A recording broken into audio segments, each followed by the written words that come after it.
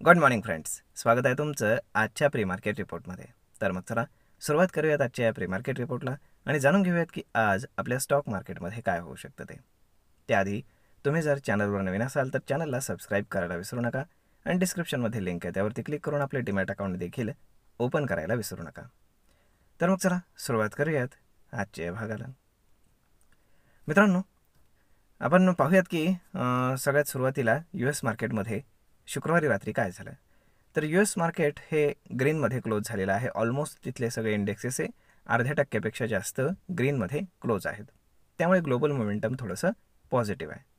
आणि आत्ताही जरी आपण USचे फ्युचर्स पाहिले तरी ते ऑलमोस्ट 0.3% अप आहेत. ओके, जर आपण शुक्रवारचा FIS DIचा डेटा जर पाहिला तर FIS पुन्हा एकदा नेट बायर्स होते साधारण 1400 कोटींच्या आसपास आणि त्याच्या अगेन्स्ट डोमेस्टिक इन्स्टिट्यूशन्सनं 600 कोटींच्या आसपास प्रॉफिट बुकिंग केलेलं होतं. हे ऑब्वियस आहे. ओके, परंतु मला एक गोष्ट कधीच कळलेली नाही की जे FIS आहेत तर ते महाग का खरेदी करतात. ते मला कधीही कळलेलं नाही. कारण जेव्हा आपले डोमेस्टिक इन्स्टिट्यूशन्स खरेदी करत होते, जेव्हा मार्केट अगदी लो बॉटम पॉईंटला होतं, तर ती गोष्ट आपण समजू शकतो. आणि आता ते प्रॉफिट बुक करत आहेत कारण साहजिकच आहे की त्यांचे शेअर्स सगळे प्रॉफिटमध्ये असणार आहेत. परंतु जे FIS आहेत तर ते आत्ता खरेदी करायला लागलेत, म्हणजेच ते इथनं पुढं मार्केट घेऊन जाण्याचा प्रयत्न करतील. जर आता आपण ग्लोबल मोमेंटम जर पाहिलं तर फार काही निगेटिव्ह नाही आहे, परंतु एकच गोष्ट निगेटिव्ह आहे. दोन गोष्टी निगेटिव्ह आहेत. तर त्यातली सगळ्यात पहिली आणि महत्त्वाची गोष्ट म्हणजे अशी की काल रात्री रशियानं युक्रेनवरती पुन्हा एकदा फार मोठा मिसाईल अटॅक केलेला आहे. आता या गोष्टीला मार्केट किती निगेटिव्हली घेणार ते सांगता येणं थोडंसं अवघड आहे. त्याचं कारण असं, कारण रशिया युक्रेनचं युद्ध गेले 2-2.5 वर्ष झाले चालू आहे. ओके, त्यामुळे तिथे 4 मिसाईल जास्त पडले काय किंवा कमी पडले काय त्यानं फार काही फरक पडणार नाही आहे. ओके, परंतु जर अजून या गोष्टीला काही वेगळं वळण लागलं तर त्याचा इम्पॅक्ट मार्केटवर होऊ शकतो. आणि मार्केट अशा थोड्याशा युफोरिक स्टेजमध्ये चाललेलं आहे. त्यामुळे कदाचित छोटी गोष्टसुद्धा मोठा इम्पॅक्ट करू शकते, म्हणून थोडीशी काळजी घ्यायला हवी. आता जर आपण दुसरी गोष्ट जर पाहिली तर अमेरिकेमध्ये वन बिग ब्युटिफुल बिल जे आहे तर ते पास होण्याच्या मोडवरती आहे आणि त्याच्यावरती तिथल्या सिनेटमध्ये चर्चा चालू आहे. म्हणजेच आज आपल्याकडे जे ट्रेडिंग चालू असेल आजचा दिवस, तर त्याच्यामध्ये तिथे चर्चा चालू असेल. ओके, त्यामुळे तिथे जे फ्युचर्स आहेत ते वन बिग ब्युटिफुल बिल जे आहे तर ते पास होण्याची पॉसिबिलिटी खूप जास्त आहे. आणि त्यामुळेच USचे जे फ्युचर्स आहेत तर ते ग्रीनमध्ये आहेत, परंतु ते जगासाठी निगेटिव्ह आहे, हे लक्षात ठेवा.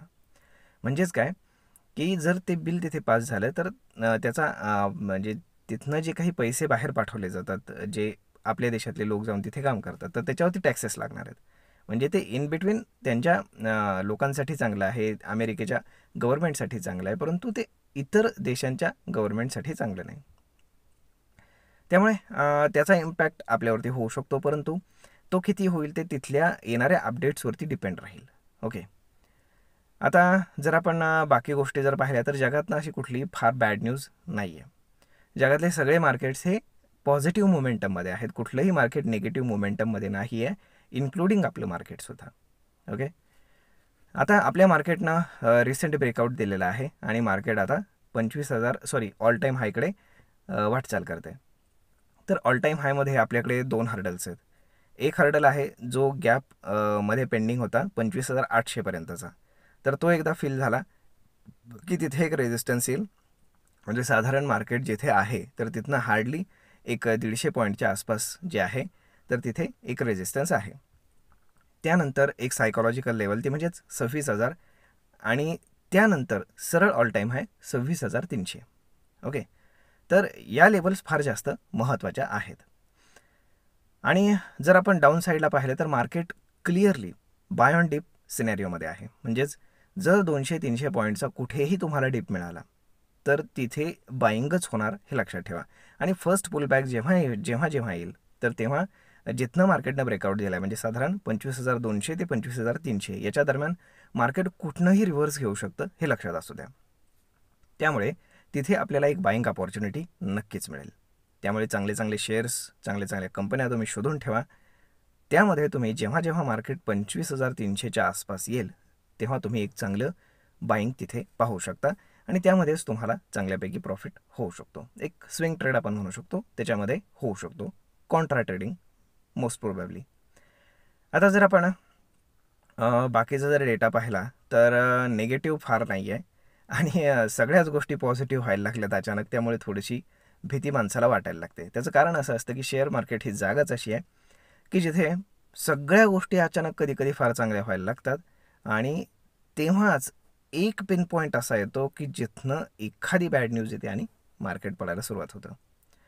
त्यामुळे सध्या तरी मार्केट बाय ऑन डिपच्या सिनॅरिओमध्ये आहे. त्यामुळे फर्स्ट पुलबॅक तर ऑब्व्हियसली बाईंग होणार आहे. त्यामुळे यानंतर म्हणजेच साधारण 25,800ला पोहोचल्यानंतर जेव्हा मार्केट थोडंसं करेक्ट होईल, फार काय करेक्ट होणार नाही, 200-300 पॉईंटच्या आसपास करेक्ट होईल, तर तेव्हासुद्धा आपल्याला एक बाईंग पाहायला मिळेल. परंतु त्यानंतर पाहणं जास्त गरजेचं आहे, कारण शेवटची जी रॅली असणार आहे की जी मार्केटला ऑल टाईम हायच्या आसपास घेऊन जाणार आहे, तर तिथे नक्की काय घडतं आणि तिथे काय न्यूज येतात त्याला जास्त महत्त्व राहणार आहे. आता सगळ्यात महत्त्वाची गोष्ट म्हणजेच आपलं गिफ्ट निफ्टी इंडिकेट करतं आहे आज की मार्केट ऑलमोस्ट फ्लॅट ओपन होणार. एक 10-20 पॉईंट फक्त गॅप डाऊन मार्केट ओपन होतं आहे, ज्याला आपण फ्लॅट म्हणू शकतो. त्यामुळे मार्केट मोस्टली पॉझिटिव्ह राहण्याची पॉसिबिलिटी जास्त आहे. ओके, तर अशा पद्धतीनं आज फार काही नाही आहे. परंतु जर ओपन इंटरेस्टच्या हिशोबाने पाहिलं तर साहजिकच आहे 25,800, 26,000, 26,100 ते अगदी 26,500पर्यंत खूप जास्त कॉल रायटिंग आपल्याला पाहायला मिळतं आहे. परंतु त्या तुलनेनं पुट रायटिंग मात्र जास्त झालेलं आहे. पुट रायटिंग अगदी 25,500पासनं ते डाऊन साईडला अगदी 25,000, 24,500, 24,000पर्यंत प्रत्येक स्ट्राईक प्राईस अगदी भरत गेलेली आहे. एवढं जास्त पुट रायटिंग आपल्याला तिथे पाहायला मिळतं. आता सगळ्यात महत्त्वाची एक गोष्ट आहे ती म्हणजेच पी सी आर इन्क्रीज व्हायला लागलेलं आहे. त्यामुळे थोडंसं कॉशियस व्हा. शॉर्ट टर्म जे काही करेक्शन आहे ते एनी टाईम येऊ शकतं, परंतु कधी? कारण मार्केटनं जेव्हा ब्रेकआउट दिला तेव्हा मार्केटचा पी-सी-आर हा 1च्या आसपास होता आणि आता तो 1.2वरती गेलेला आहे. म्हणजेच काय, अजून मार्केटचा जो पी-सी-आर आहे डेली, तर तो 1.5 जेव्हा क्रॉस करेल तेव्हा तो हिटअप होईल, हे लक्षात ठेवा. आणि जेव्हा तो हिटअप होईल तर तेव्हा कूलडाऊन होण्यासाठी मार्केटला एकदा तरी करेक्ट करणं गरजेचं आहे, तेव्हा तो कूलडाऊन होईल.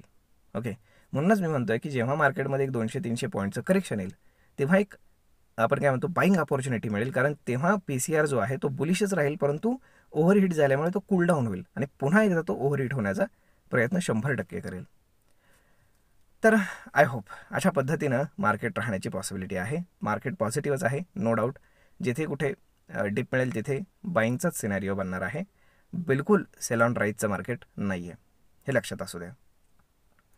तर मित्रांनो, आय होप तुम्हाला हा व्हिडिओ, ही माहिती नक्कीच ट्रेड आणि इन्व्हेस्टमेंट करण्यासाठी उपयोगी पडत असेल.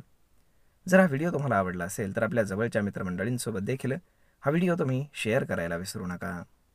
धन्यवाद.